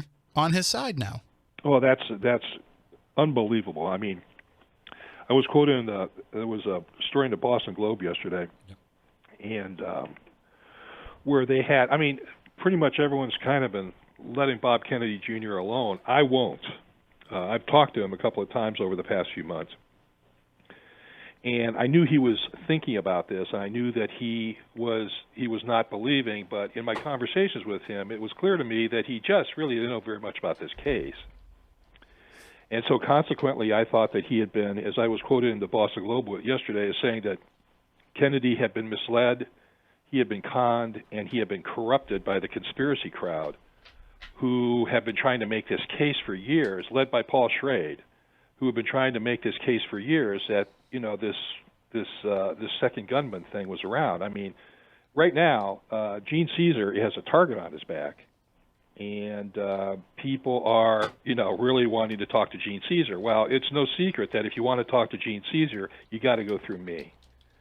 I have the keys to talking to Gene Caesar, and I'm the only person in the world who's interviewed both Gene Caesar and Sirhan. And as far as I'm concerned, Caesar has been through enough. He's been accused for 49 years of murdering Senator Kennedy, and here's Bobby Kennedy, I think irresponsibly, coming out and saying that there's 2 guns in the room. Now he says, "Well, I'm not saying it's Caesar." Well, doggone it, if you're not saying it's Sirhan, then I'm sorry, you're saying it's Caesar, because there's nobody else in that room with a gun, right. And that we know of. And if I said, Bob, if you have some evidence that somebody else did it, I'd sure like to hear that. I'll help you dig that out. But I just think it's irresponsible to do this, because if it's not Sirhan, then it's Caesar. And so they put Caesar back on the spot again. And this has had quite an impact on him and his family over the years. I take a lot of grief because because I have Caesar's power of attorney. When I got him off, 4 years after my 1995 book came out, he asked me to be godfather to his youngest son. I agreed. Full disclosure, I agreed. I thought this guy's been through enough. And I was being approached possibly of, maybe putting Bob Kennedy Jr. together with him. And I certainly would consider that out of respect for the family and for him. And to my mentor, Walter Sheridan, who was like a brother to Senator Kennedy, that I would. But, it just became clear to me that trying to arrange something would just be nothing more than an ambush against Caesar, where, this very talented attorney, Bob Kennedy Jr., would just, beat the hell out of him with Caesar's conflicting accounts of what had happened, and then, and then allow viewers to be the judge, and that would not bode well for either the truth or the case or anything. It would be a fun show, but it would not get us closer to the truth. Again, I think I have found that truth, and that is Sirhan did it and did it alone, and Caesar's an innocent man wrongly accused. But I mean, I don't want to have to turn us into armchair psychologists here a bit, but it does beg the question, and I know, you know, your belief about the JFK case and having it be associated with the mafia, and I feel the same way, that there was definitely something beyond just Lee Harvey Oswald in that case. But just looking at the psychology of conspiracy belief, do you think that part of this is just because people look at somebody who is a great person, a great man who is probably destined for even more greatness had he lived, suddenly taken down and silenced forever by somebody completely unremarkable? Is that part of what plays into wanting to believe into these conspiracies? See, what I believe is that, in fact, let me read this. This is what I believe. This is what I wrote in my book. This is I'm just a grunt crime reporter. That's what I do. I'm good at digging out evidence. That's what I do. And I don't have I'm not good for being analytical about this, but this is in my book on the Bob Kennedy murder. This was probably the wisest thing that I said. And let me just read it. It's 3 small paragraphs. I say, indeed, the LAPD did solve this murder in 1968, but nearly 27 years later, I have solved this case by finally explaining why the evidence of a possible second gunman appears as it does. Lessons learned, placing it to a new context what I had known all along about this case, I now realize that even law enforcement officials who possess the training, qualification, and experience to determine the significance of crime scene evidence do make mistakes if their abilities are not put to the test under the proper circumstances and conditions. In other words, if one does not account for occasional official mistakes and incompetence, then nearly every such murder could appear to be a conspiracy, particularly if a civilian investigator like me, with limited access and resources, is looking for one. And I can assure you, back then, I was looking for one. And I think that was corrupting my vision of what this case was about, because I was determined to find a conspiracy because I went into it believing there was a conspiracy. Like I said, my book contract with Norton was based on my belief in writing, that there was a conspiracy in this case. And again, I was wrong, and I had to admit that I was wrong, and I had to go through that humiliation that I was wrong. Again, the critics, really gave me a tremendous boost as a result of my willingness to admit that I was wrong. But at the box office, as far as everybody else was concerned, I was just telling what they already knew, that Sirhan did it and he did it alone. What's the big deal here? Well, I will use this word, and it sounds like the incorrect word to use, but there has been some vindication in that belief that officials can mess up, because we've seen the LAPD drop the ball in some other major murder investigations in the time since, with OJ and the inability to solve the Biggie Smalls. I wrote the book with the 2 lead detectives of the OJ Simpson case, Lang and Van Adder, and I had a chip on my shoulder about the OJ case too. Those guys knocked that chip right off my shoulder. I mean, they said, the reason why we picked you to write our book is because we wanted a critic of the LAPD. I'm not talking about Mark Furman, the racist, Fifth Amendment taking perjurer. I'm not talking about him. That guy, he was terrible. I mean, you watch him on Fox News now, a.k.a. Trump State Television, and where he's going to be there talking about police racism and things like that. I'm talking about Tom Lang and Phil Van Adder, 2 stars in the robbery homicide division of the LAPD. These guys did a great job on that investigation. But I hear what you're saying. I do hear what you're saying. There are other people who were involved in that investigation who didn't do such a good job, or certainly didn't document their work as properly as they should have. I'm sorry, I digress. I was defending my partners there. Listen, I have my own bones to pick with Tom Lang anyway. But really, what about Tommy? He's a very fine person. I'll be happy to arrange. No, it's just based totally on his investigation of the Lizzie Borden case that he did for the History Channel. That's I don't think I'm familiar with that. What's that? The Lizzie Borden case in 1892. She was accused of killing her mother and her stepmother and her father with the axe. With an axe. Yep. With the axe?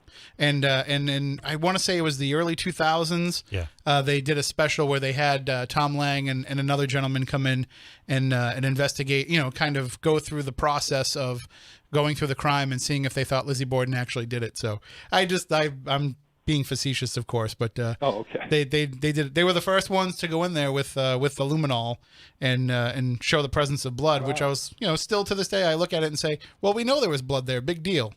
But it's well, that's going to be the same thing that's going to be in the biggest movie of the year, which is coming up here. I mean, I consider myself to be the world's expert on three capers: the Robert Kennedy murder case, the suicide of Vince Foster, the deputy White House counsel under Bill Clinton, and the Jimmy Hoffa murder case.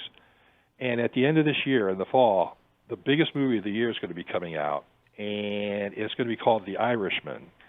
It's a story about the life and times of a hitman named Frank Sheeran, which will be directed by Martin Scorsese. Frank Sheeran will be played by Robert De Niro. Jimmy Hoffa will be played by Al Pacino. Joe Pesci is playing Russell Buffalino, the guy who orders the murder of Hoffa. Harvey Keitel, I think, plays Angelo Bruno. I forget who's playing Tony Provenzano, who was a New Jersey organized crime figure who actually engineered the murder of Jimmy Hoffa, and that the murder was run by Provenzano's top lieutenant, a guy named Sal Bergoglio. I'm the only person in the world who's interviewed him, too. I interviewed him 4 times, and plus I interviewed all the other alleged conspirators, all at the same time, tape recorder on, 3.5 hours at the local 560 Union Hall in Union City, New Jersey. And with this fight we're having right over the Bob Kennedy case, and it is really quite a fight. It's going to get pretty ugly here these next few days. Watch this. Pass you your seatbelt for those who are watching this.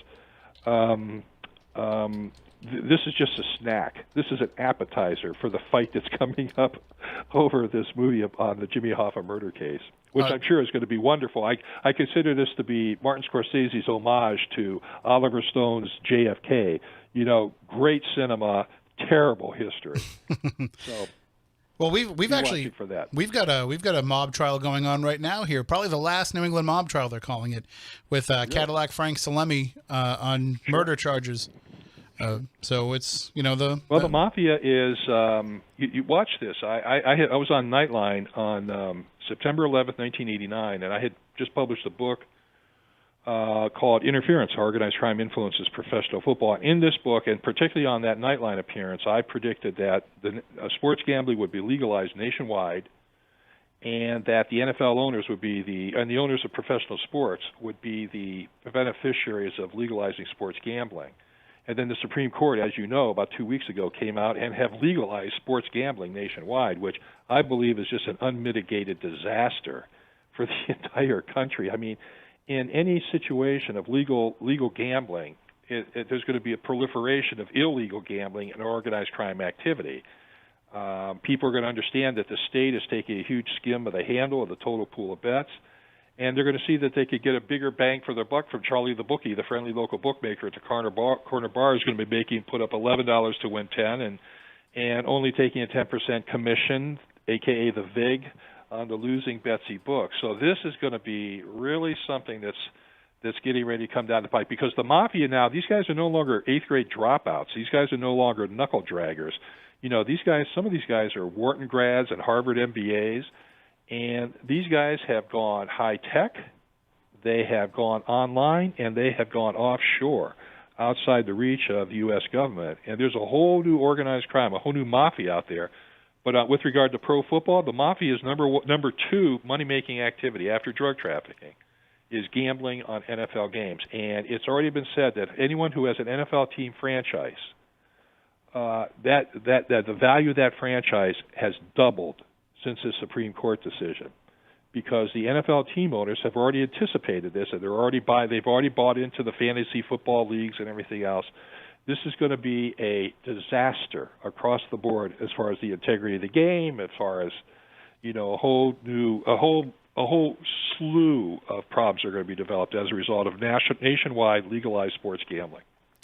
Well, I can tell you that one of our daytime talk show hosts, Chris McCarthy, he was very jealous when I told him that we had booked you for the show, because he's like, oh, there's so many things I could talk to him about with the NFL and gambling and the mafia and Reagan and all this stuff. So I apologize in advance if you start getting a bunch of emails from a guy named McCarthy. That's my fault. Sure, fine. I mean, I right now I'm like.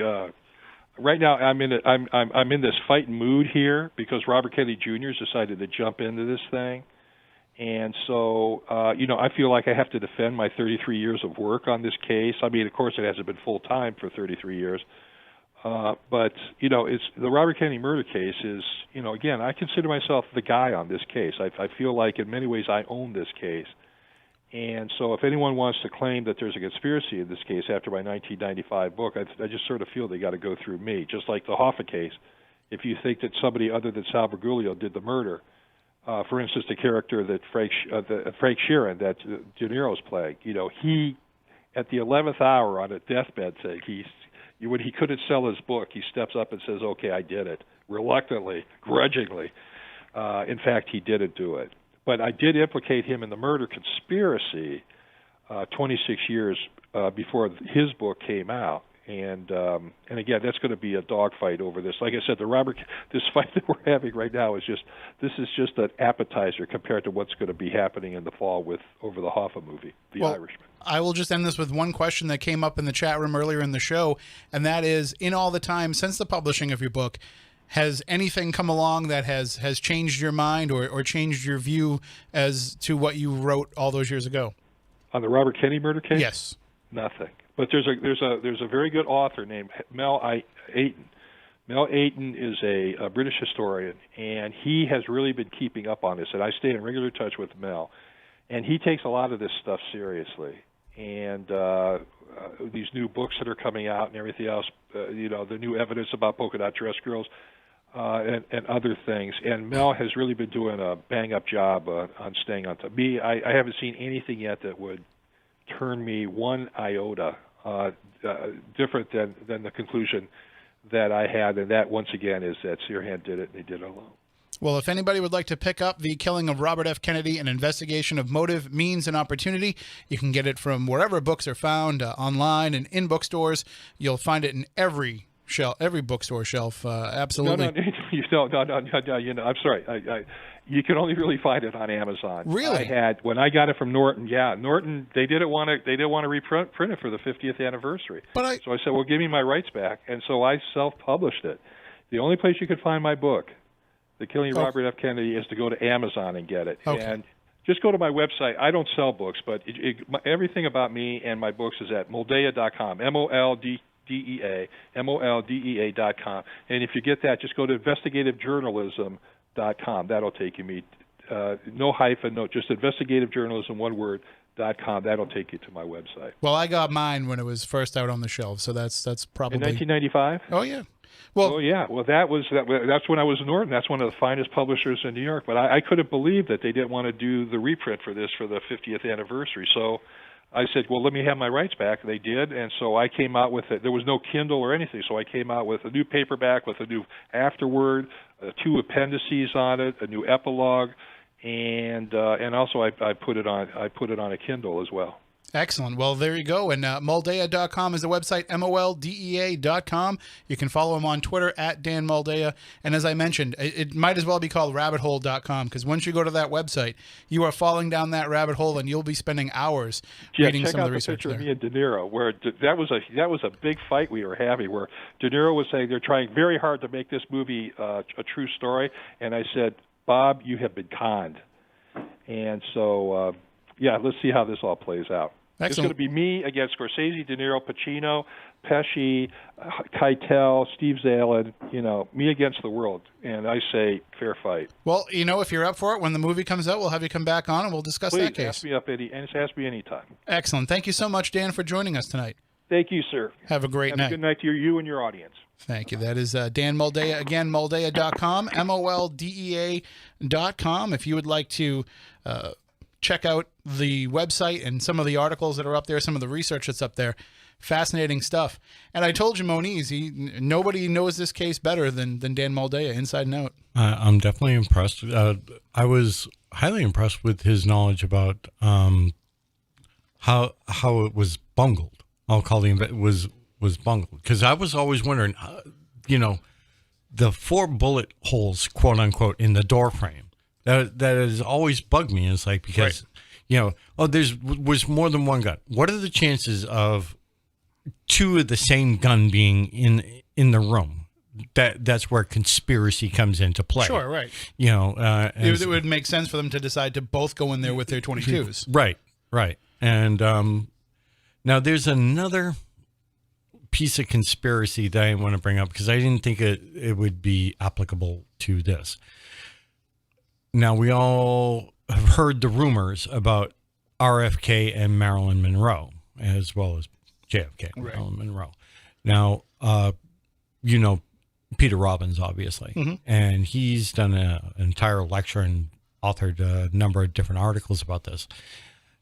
He was friends with Kilgallen. I don't know if you know who she is, Mary Kilgallen. No, I don't she think was so. a reporter back in the day, and she was also good friends with Marilyn Monroe. Now, supposedly Marilyn was killed because she was about to talk about some things that, both the Kennedy boys had shared with her as far as information. Okay. Some people speculated it had to do with ETs, other people speculating, Russian information about Russia and this and that. But that's why, she was silenced, because she just the usual pillow talk you have when you're hanging out with one but of the the world's point most being, famous movie stars. The point being is that, she was silenced, so to speak. And you may be able to get Peter to talk about it in a future episode. I can get a hold of Peter, and maybe he'll sounds talk like something about worth discussing. And we are just about out of time for this week's show, but we will be back next week. Want to let everybody know real quickly before we run out of time, paraboxmonthly.com is the place to go to get nice, really soft, comfortable, silk-screened t-shirts that also have puzzles built into them. They can be in the form of codes, ciphers, riddles, numbers, images, or other hidden gems. You can have fun exploring the design and putting the pieces together to figure out where to go next. You can get a month-to-month plan, a 3-month plan, or a 6-month plan. No contract. Cancel anytime. Give it a try. You've got nothing to lose. Ghosts and haunted locations, UFO encounters and aliens, folklore and legends, cryptozoology, urban legends, all the stuff that we talk about here on Spooky South Coast. Those are the different types of themes they have for Parabox Monthly. Just go to paraboxmonthly.com, use the promo code SPOOKYLIVE, save 10%. So just want to remind everybody about that before we run out of time, but we are out of time now. So until next week, for Matt, I'm Tim. Stay spooktacular.